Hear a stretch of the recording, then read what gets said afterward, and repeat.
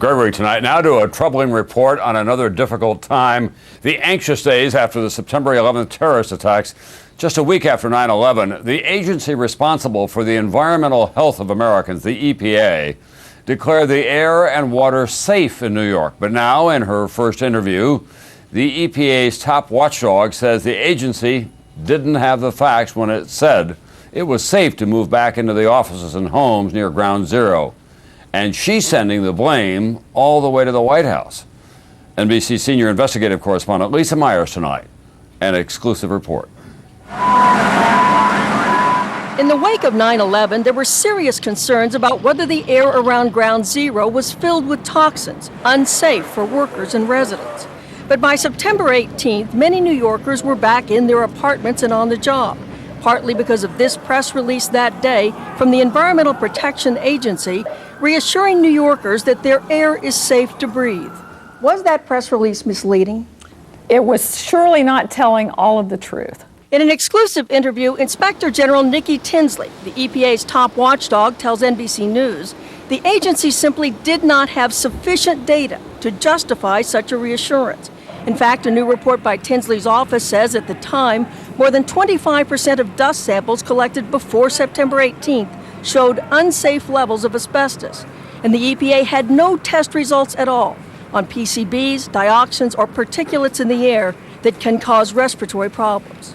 The EPA did not give the people of New York complete information. It had put together press releases that were more informative than those that it ultimately released. So what happened? Tinsley's report charges in the crucial days after 9/11, the White House changed EPA press releases to add reassuring statements and delete cautionary ones. September 13th, the EPA draft release, never released to the public, says EPA testing terrorized sites for environmental hazards. The White House changes that to EPA reassures public about environmental hazards. September 16th, the EPA draft says recent samples of dust on Water Street show higher levels of asbestos. The White House version?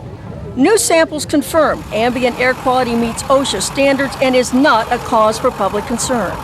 And the White House leaves out entirely this warning, that air samples raise concerns for cleanup workers and office workers near Water Street. Why all these changes?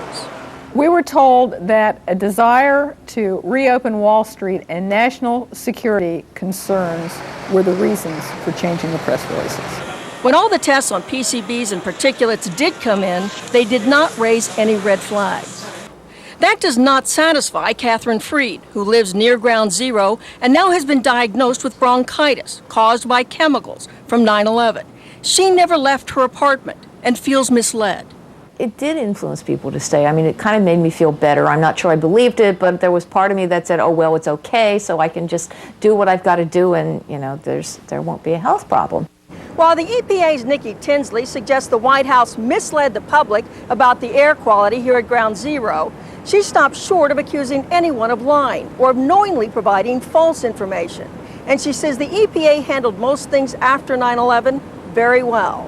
In her first broadcast interview on this topic, former EPA Administrator Christy Whitman denies misleading anyone. The White House never directed the Environmental Protection Agency to withhold facts or to lie to the people of the city of New York. James Connaughton, the head of the White House Environmental Policy Group that changed the 9/11 press releases, agrees, saying, quote, "We used the best information available to us at the time." But for Nikki Tinsley, the question lingers. Was that timely enough? Lisa Myers, NBC News, New York. For more exclusive